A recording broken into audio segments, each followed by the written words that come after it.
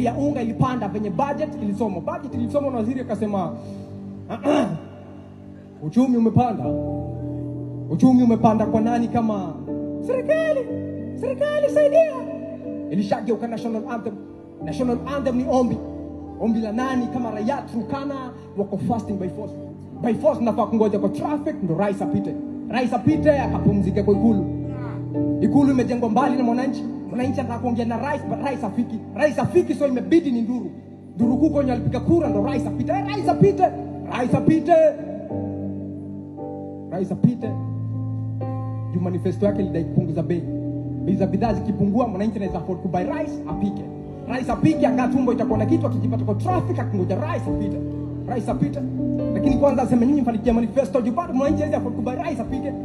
apike ndo rais apite. Inakuwaje miaka 4 baadaye bado rais apiki na hata baada ya miaka 4 ya nduru bado rais apiki ani mwaka moja miwili mitatu minne